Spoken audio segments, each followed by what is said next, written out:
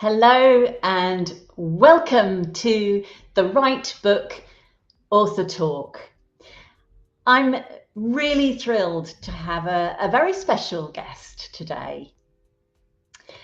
Today's guest and author is a coach and a writer, and she works with leading organizations, including global consulting firms, law firms, investment managers, consumer foods, and many more. She helps these companies develop great managers that people really want to work for. I'm going to read a little something from the back of her book. You've made it to manager, but balancing a hectic schedule with empowering your team is proving challenging, and you're struggling to delegate. So how do you make all this work? How do you get the best from yourself and your team, but still have a life outside work?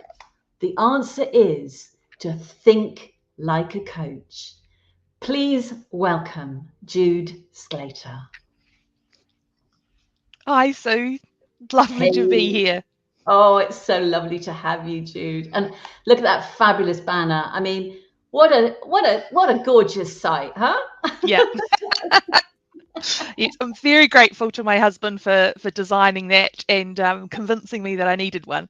It's beautiful. It really is absolutely fabulous, and it's great to see you shouting about your book in this, and it's so lovely. Thank you so much for joining us today. Let's start off with, why don't you tell us a little bit more? I mean, that tiny introduction I gave, the amazing organizations that you work for and have worked for. Tell us a bit about what it is that you do and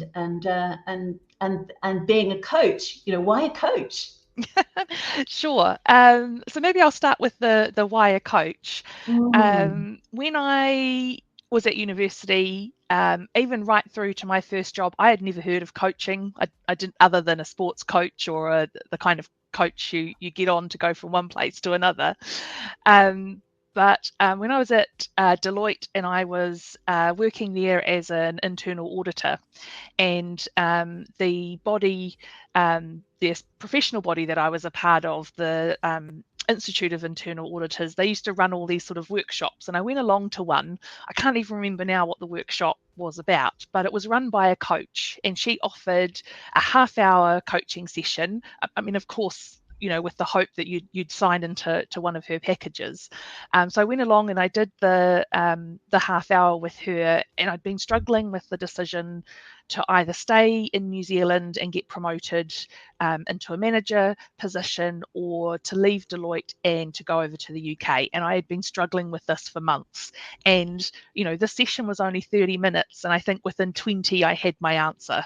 And I just thought it was absolutely amazing.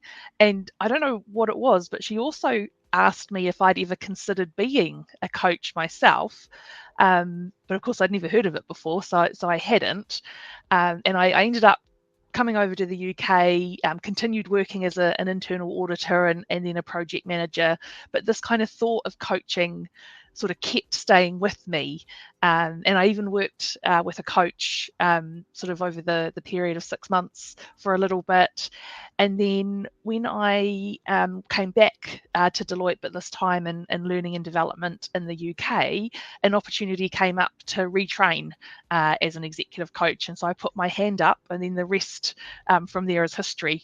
And I have loved it ever since. It's definitely, that it just feels great to be with someone and help them see things in a different way, achieve things that they never thought they'd achieve, really realize their potential, all this kind of big grand stuff. But it's actually true. This is what happens when you go through a period of coaching. Yeah, absolutely. I'm really intrigued that initial half hour that you had there back in New Zealand, when you didn't even know what coaching was. And you had this big question in your head that you were struggling with, and yet 20 minutes into that session, you had your answer. What was the difference in that conversation, in that coaching scenario, that led you to to being able to knowing what you needed to do? I think it was just the ability to be able to say all my thoughts out loud to someone who had no vested interest in what my outcome would be. Because everybody else I talk to, either family members, colleagues, friends, they've all got a sort of a bias in there, even though they want the best for me. And that's why I think I kept kind of flipping backwards and forwards so often, whereas she didn't have any of that. And I mean, I can't remember, the session was well over 20 years ago now, but well, especially not quite 20 years ago. But I suppose I just remember, I don't really remember the conversation, but I remember the way it made me feel. And I just felt really clear. In fact, I felt so bad that I couldn't buy a set of coaching from her, because I needed the money to be able to afford to come over to the UK and to meet the visa rules. Indeed. But I think that's lovely. There's actually it kind of, I wanted to kind of read this out from your book, because and this kind of feels like the right moment, you having said that, because that kind of magic thing that happened right back there and led you in the end to retraining and becoming a coach yourself. And I love this, your definition of coaching, and the fact that there are so many different ways that people explain it, but yours is so simple. And that's the super thing about this book, is the way I love the way you clarify things in such simple terms. And you say coaching is giving someone your attention while they think out loud and asking questions to help them discover their own solutions to act on. I think that's such a lovely, simple and concise way of defining what coaching is. Do you find that in your work that you do, I mean, obviously coming on to the book and your work, that this, you're not necessarily you're encouraging people who are managers or people who are running teams or looking after other people in a business to adopt a sort of coaching approach. Can you tell us a little bit about what they might get out of that? Oh, absolutely. And I think there's a bit of a misconception around this idea of coach and coaching. And actually, I even say in the book that I kind of wish we weren't using that word, because it's so muddy with so many different kind of ideas around what it might be. And I think a lot of managers, definitely in my experience, especially when I was at Deloitte, is that if they have an idea of this idea of coaching in the way that I'm talking about it, their idea is very much around when you see a professional coach and you see them, it might be an hour a month for 6 months. And, as I was talking about with the coach that I saw back in New Zealand, they can keep that confidentiality. They don't have a vested interest in things. And then as a manager, you can't do that. That's not possible in your context. But what you can do is take some of these ideas of coaching, because really what coaching is doing is it's empowering others to think for themselves.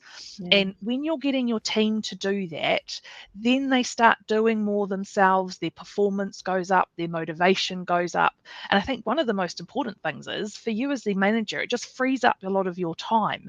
I suppose one of the traps I see a lot of new managers falling into is that because they used to do the job, it's a lot easier for them to just do it themselves than to delegate it. Or if a team member comes with a problem, you just tell them the answer straight away.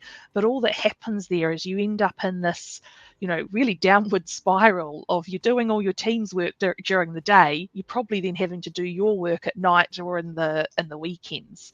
So this is where in the book I talk about being coach-like. So it's not about training to be a professional coach. And of course, some managers can do that, and they do. So I'm not saying it's not possible at all. What I'm saying is that for the majority of managers, really all you need to start out with is just to have an idea of how some of the skills you've already got, so around giving people your attention, asking questions, summarizing back what you're hearing, there's a way that you can use those skills that will encourage your team to do the thinking themselves. And that's going to be a win-win for absolutely everyone.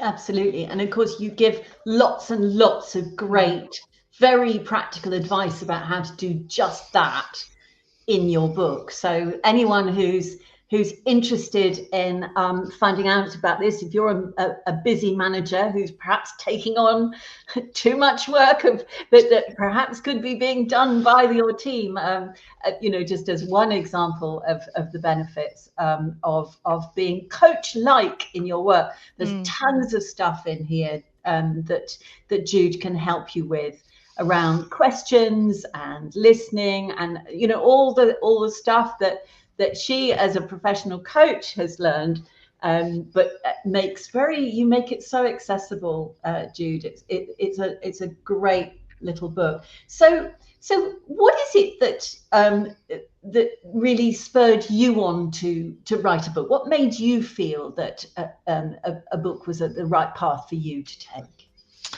Well, when I first went out and established Think with Jude, a really good friend and mentor, Esther Stanhope, I remember she took me, she's a member of Soho House, so she took me for a drink there, and she's like, you must write a book.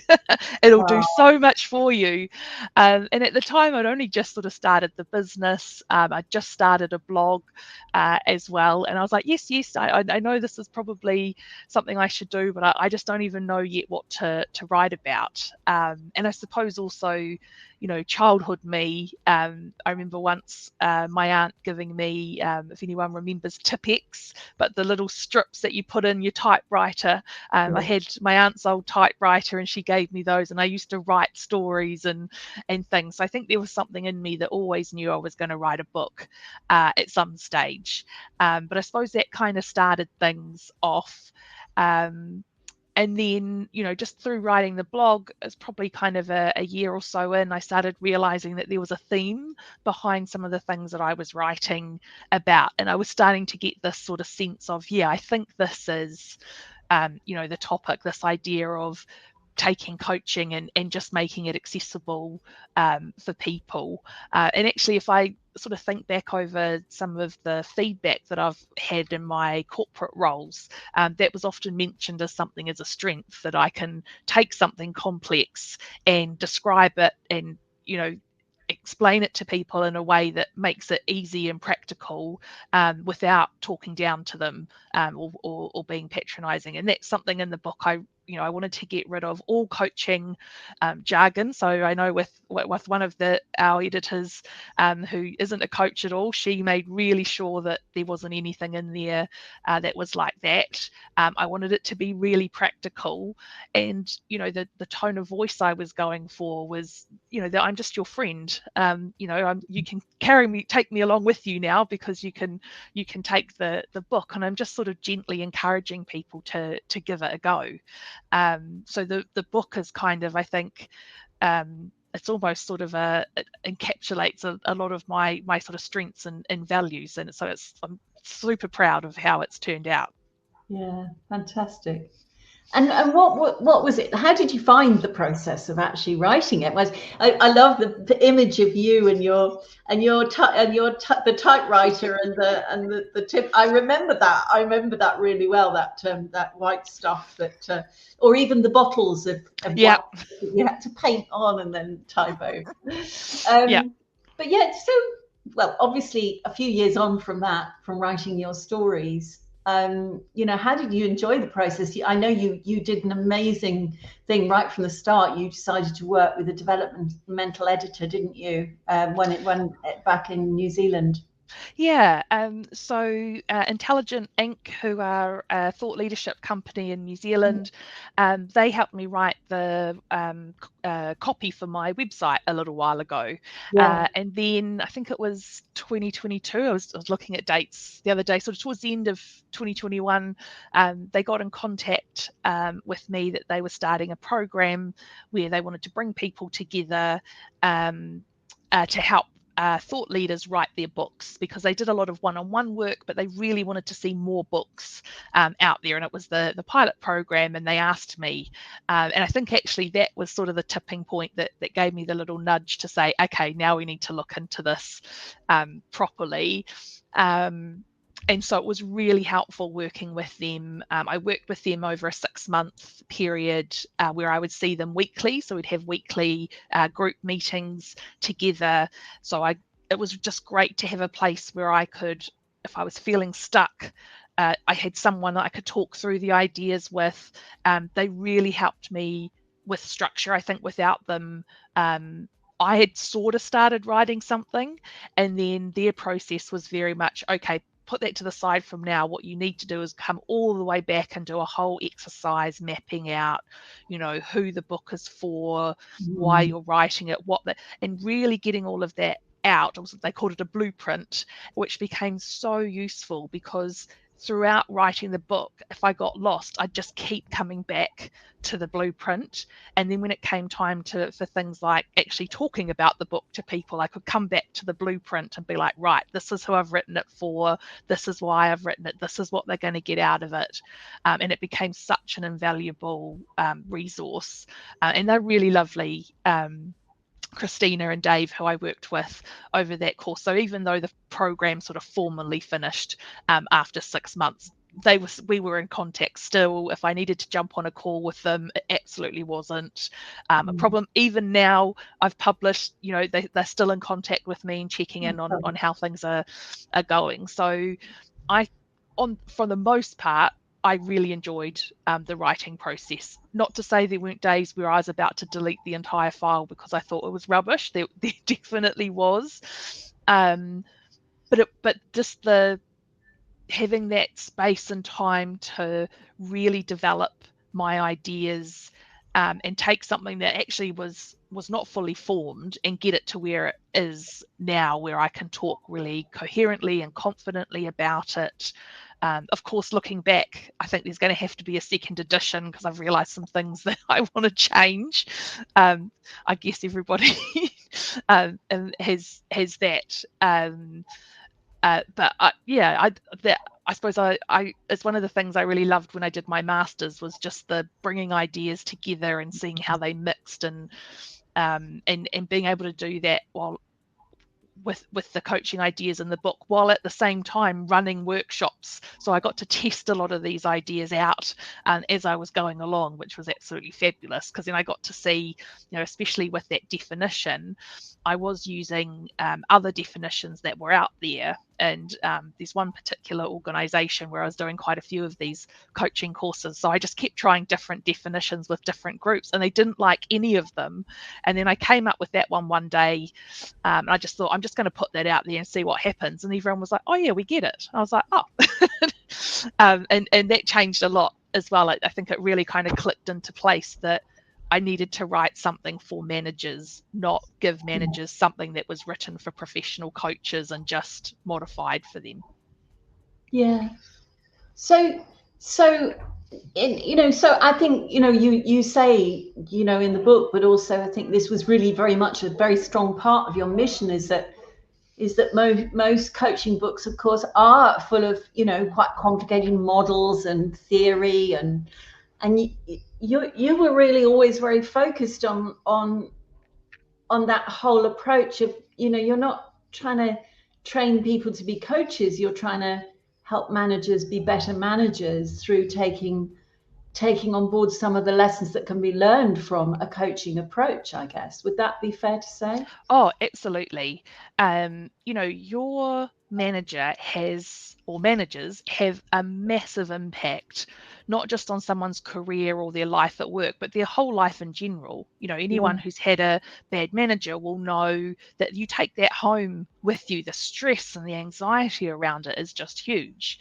And I think a lot of bad managers on the whole, I don't think are bad people. It's just often that they haven't had any training. So I think it was the Chartered Management Institute did a study last year with YouGov, and they found, 82% of managers in the UK are what they deem accidental, which means that they've been promoted into that position without any significant formal training or support or anything like that. So you can imagine, going into that manager position, I don't think many people realize that this is not just a promotion, it's a career change. It's different going from being the individual contributor who's the expert to being the manager who's meant to be managing these experts rather than necessarily doing everything themselves. And let's also face it, in reality, it's never as clear cut as in, this day I'm not a manager anymore, and this day I'm an individual contributor, and this day I'm suddenly a manager and I get to let all of that go. There's always kind of a blend of stuff that's going on. And I think one of the things that would help, well, all of us, but especially managers, is just to spend more time listening and being curious and asking questions. And these are the coaching skills and techniques that I'm bringing out in the book. And when you boil coaching down, that's really what it is. Yeah. It's somebody who's genuinely interested in you and helping you get to a great solution.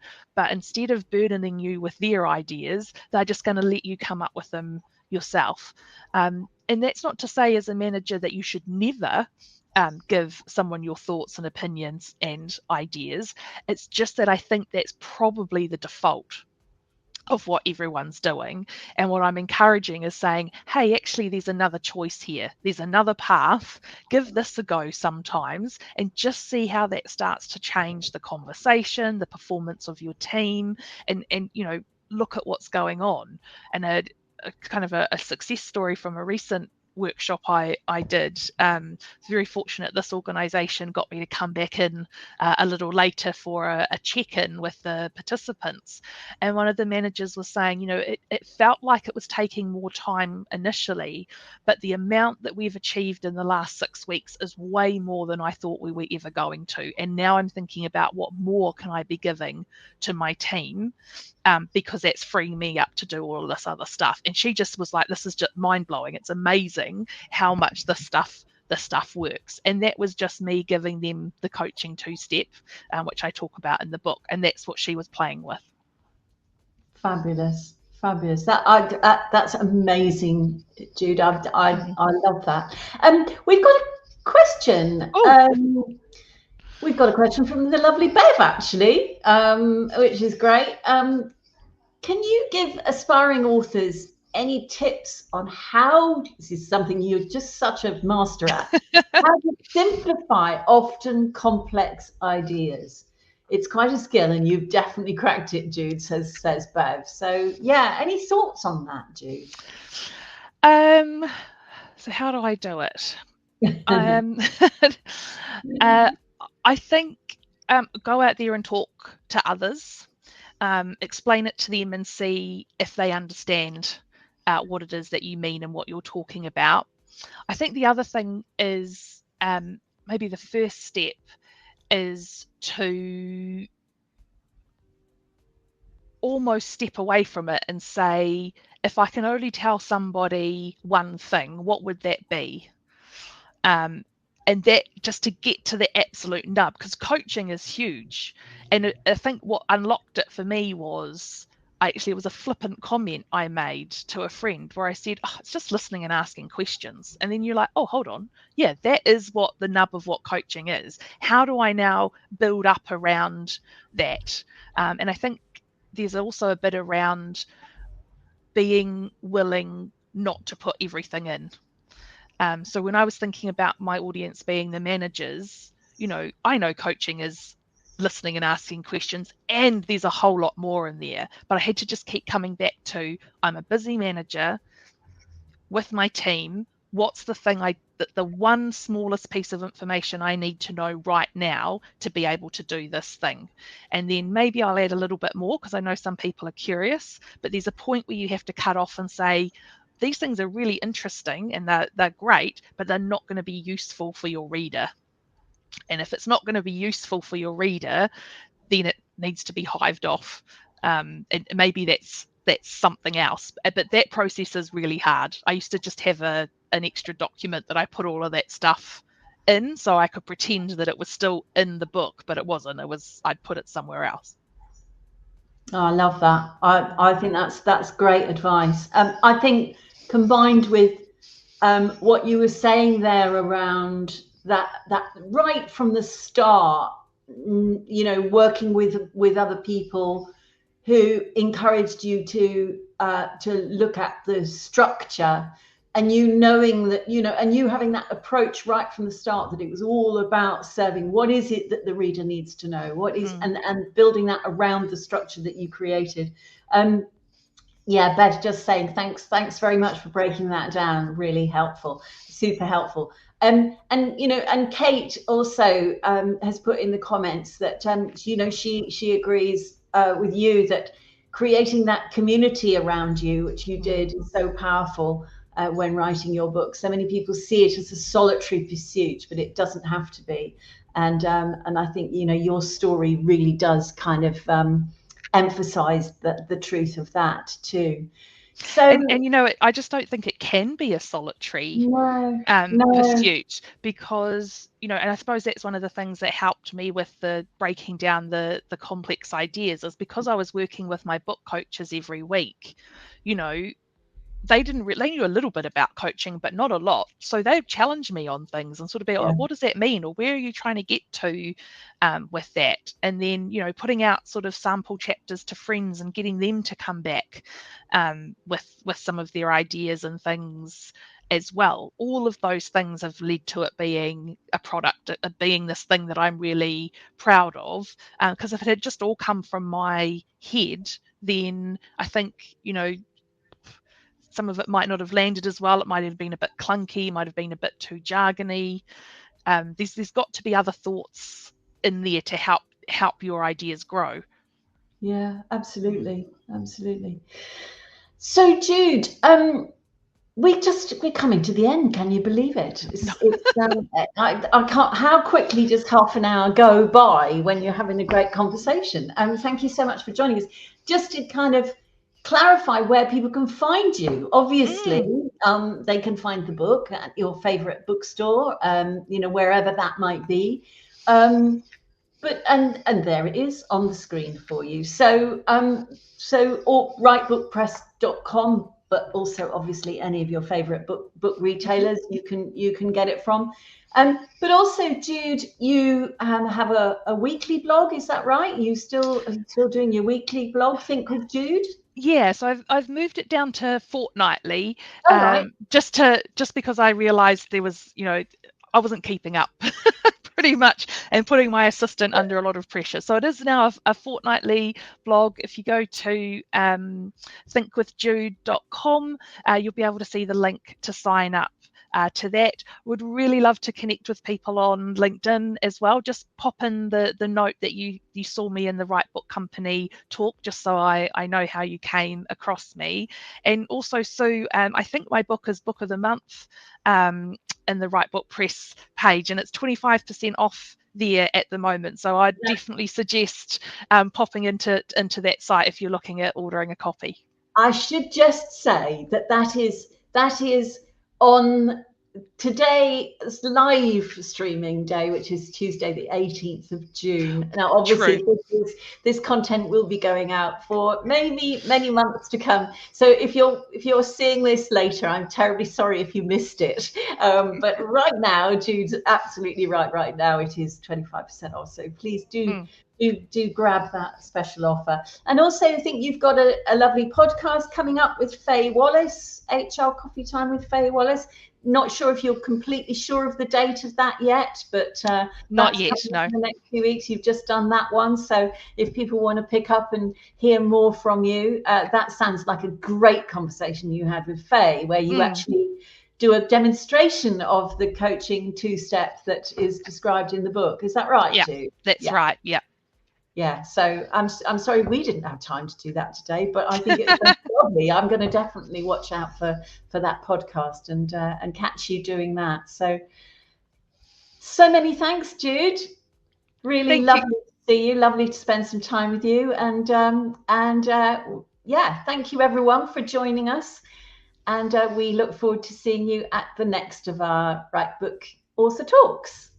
Bye, Jude. All the best. Bye. Bye, Sue. Thank you.